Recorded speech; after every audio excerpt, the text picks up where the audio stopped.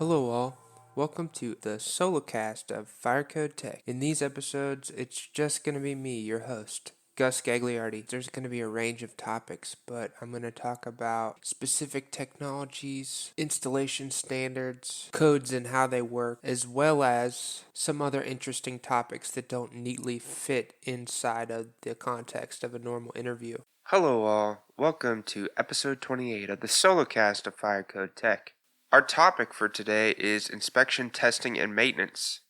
We're going to take a broad overview of ITM, inspection, testing, and maintenance, and go through the codes and standards, talk about impairment plans, and also, just describe the importance of this task. I know it's not a very glamorous thing in fire and life safety, which is already hyper niche and something that is often overlooked, but it is extremely important, and there's a lot of room for growth in inspection, testing, and maintenance. So I want to talk about this topic. This episode is going to be really broad. We're going to focus on NFPA 25, which is the inspection, testing, and maintenance standard for water-based systems. And so we're going to keep it high level, and in episodes down the line, we're going to talk more closely about specific systems.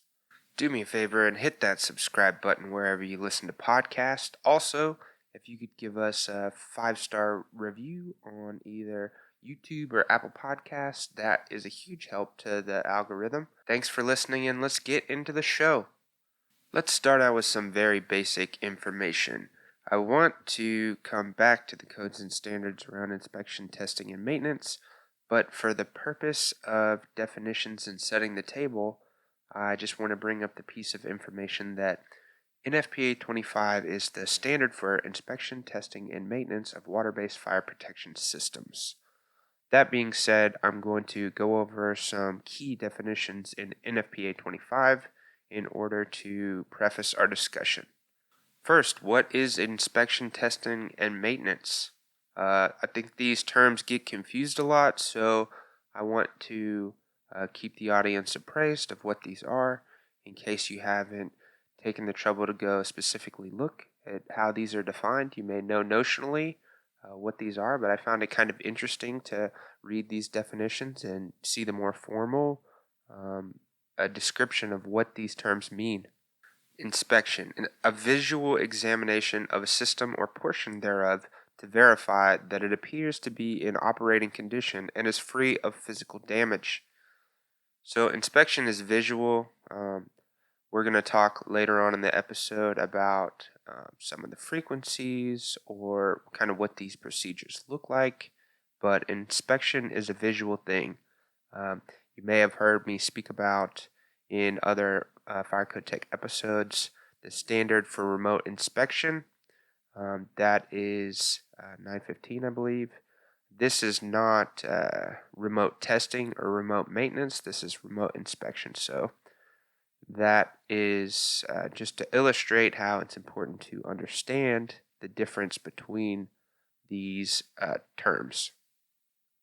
Testing, a procedure used to determine the operational status of a component or system by conducting periodic physical checks, such as water flow tests, fire pump tests, alarm tests, and trip tests of a dry pipe, deluge, or pre-action valves. So testing, I feel like, is the one that everybody thinks of. That, a test or ability to testing is functional performance of the fire protection system. So it's a main drain test, so you're opening the valve, in order to gauge some performance metrics for the fire protection system. It's pulling the pull station in order to verify operation. Test is, I feel like, it's not a good word, but the visually engaging one, or the, kind of more exciting one out of the ITM group. And then the last one is maintenance. In water-based fire protection systems, work performed to keep equipment operable. So these are regular, routine things that you can do mechanically or electrically to these systems in order to verify that they are going to stay in use. An example of a maintenance item could be a replacement of sprinkler heads or, checking low point drains or drum drips. So here's another definition I thought was interesting and a good piece of info for the beginning of the pod. Inspection, testing, and maintenance service. This is a definition that kind of describes a broader overall program for how these different pieces of care for fire protection systems get incorporated. A service program provided by a qualified contractor or qualified personnel, property owner's representative, in which all components unique to the property systems are inspected and tested at the required times and necessary maintenance is provided. So this is interesting because it sets the table for, our discussion of who is responsible for these inspection, testing, and maintenance items.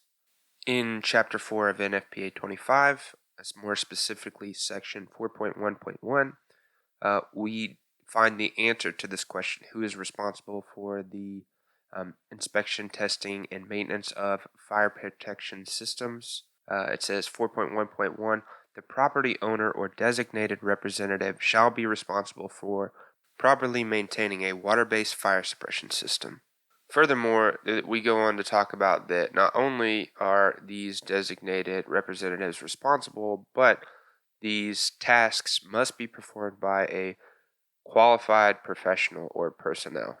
So this can oftentimes be a suppression or fire alarm contracting firm, and they might perform these services on behalf of the building owner, or if you get a much larger facility like a hospital or a college campus, you might have staff who are capable of performing these tasks and providing the records of these things taking place. So that might be a generalist staff person for a university or healthcare campus. So now that we've kind of defined what is inspection, testing, and maintenance and who is responsible for this activity, let's talk about the codes and standards around the subject. Just as a preface, I know I talk about this in more than a couple episodes, but all codes and standards are available for free online. If you're looking for the international family of codes, you can go to ICC's website and log into a free account there and look at all the international building codes. Or you could take a look at sites like UpCodes, who have free services as well to look at building and fire codes.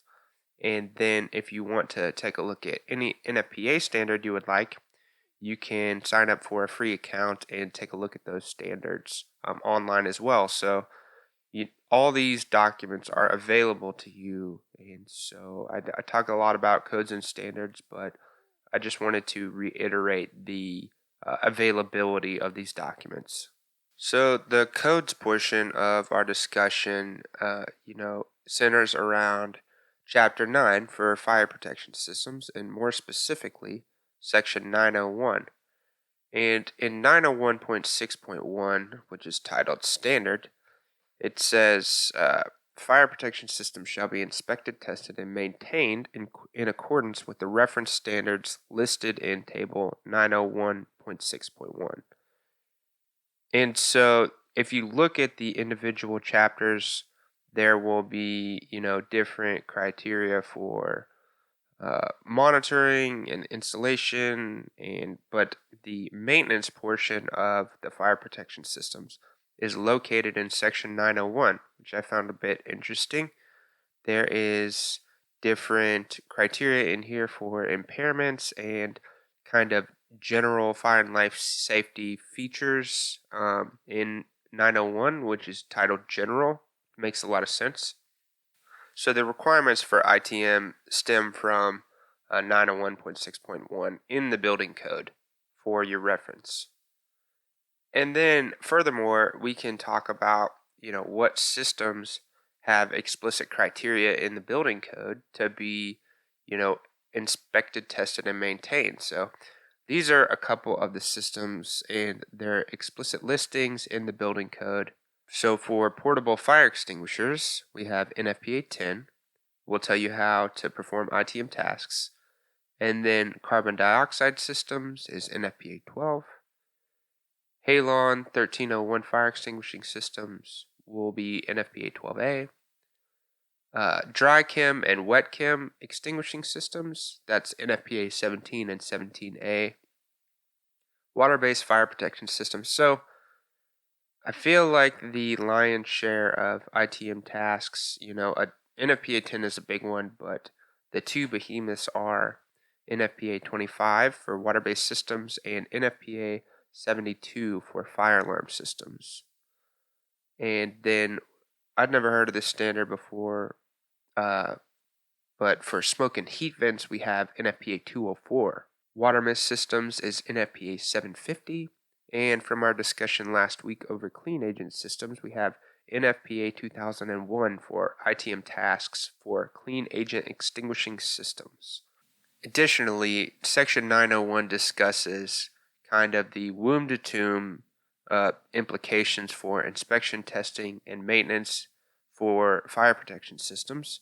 And so we have discussion of initial AHJ compliance, and then also towards the end of the chapter, we discussed what the end of the life cycle of the fire protection system might look like with removing, the services or monitoring or some of these different parts and pieces of fire protection systems. And then in between that is, when you schedule these different testing and maintenance items, there could be interruptions to the service of the fire protection system.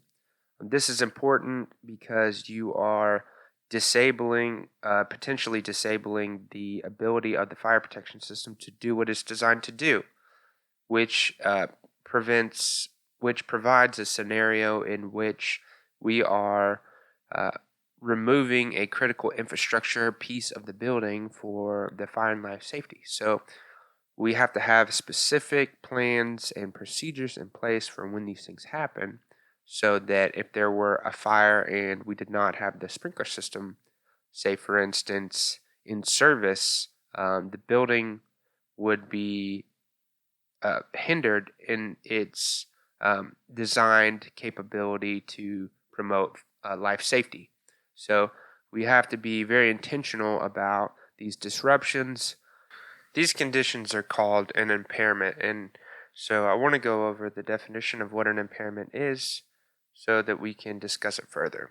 Impairment is defined in NFPA 25 as a condition where fire protection system or unit or portion thereof is out of order and in a condition can result in fire protection system or unit not functioning during a fire event. There are explicit policies and procedures in the building code and in NFPA 25 for what to do in case of an impairment, and I want to go over these because there are plenty of situations in which a building owner might need to be appraised of what these procedures look like, and if they have major work going on in their facility, construction or major rehaul and refurbishment of a fire protection system, you're going to need an impairment plan. Oftentimes a contractor will be able to provide, or the maintaining company will be able to provide an impairment plan, but it's your job as a fire and life safety professional to know about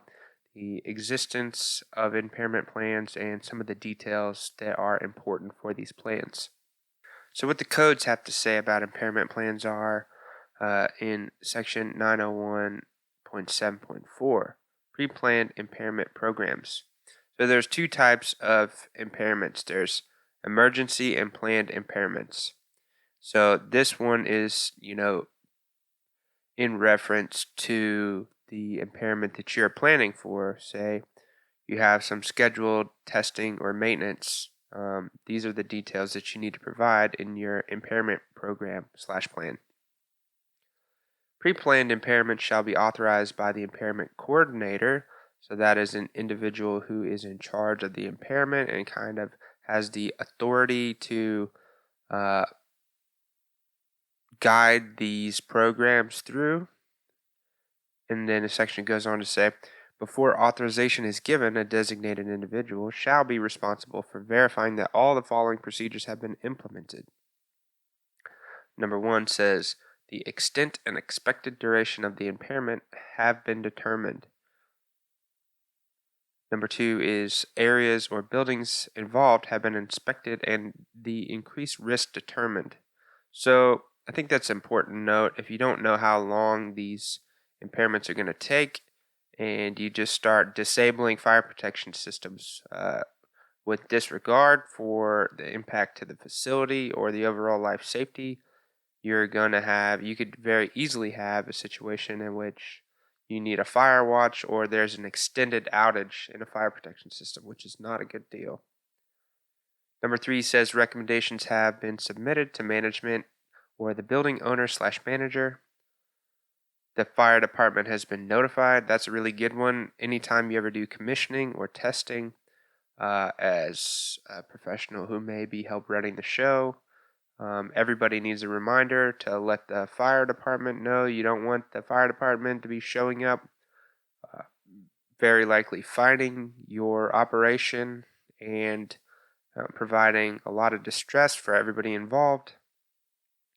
Number 5 is the insurance carrier, the alarm company, the building owner, and other authorities having jurisdiction have been notified. This might be important because you have a large insurance carrier like FM Global or a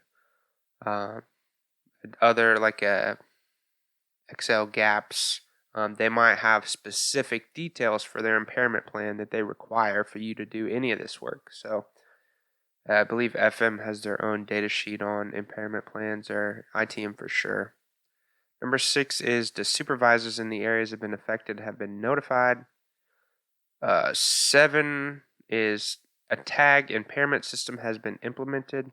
So it's interesting that impairment plans have a really interesting signaling system. So like tags on the system and signage on doors and areas that are affected.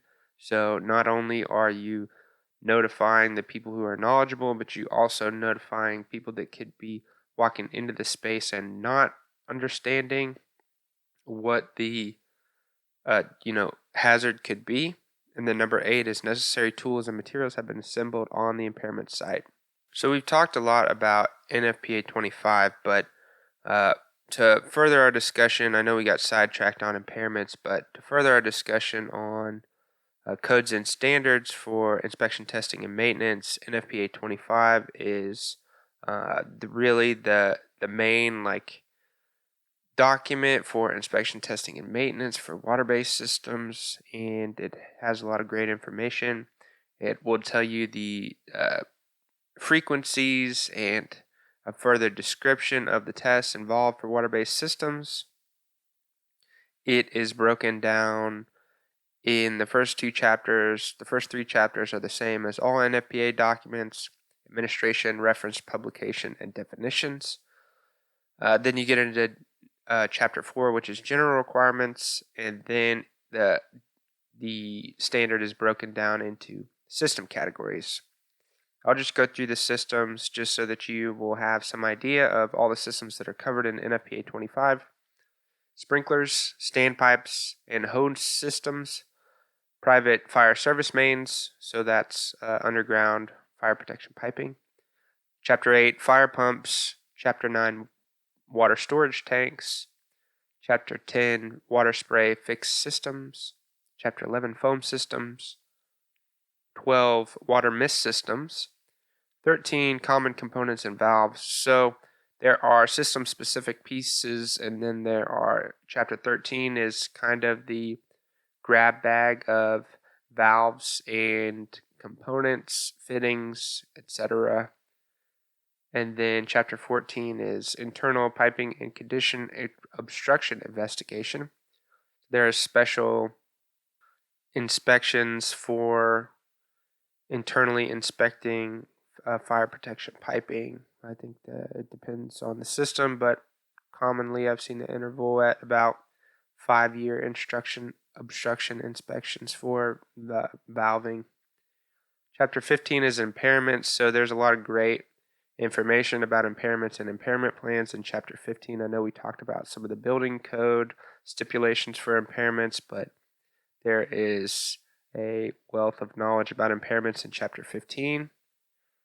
And then Chapter 16 is special requirements from other NFPA documents. I think that's going to be it for this session about inspection, testing, and maintenance. I hope that wasn't too broad to be useful. Next time, we'll dive in deep on sprinkler systems or fire alarm systems and their respective, more detailed maintenance items. Thank you all for listening, and I hope you tune in next time. Thanks for listening, everybody. Be sure to share the episode with a friend if you enjoyed it. Don't forget that fire protection and life safety is serious business. The views and opinions expressed on this podcast are by no means a professional consultation or a codes and standards interpretation. Be sure to contact a licensed professional if you are getting involved with fire protection and or life safety. Thanks again, and we'll see you next time.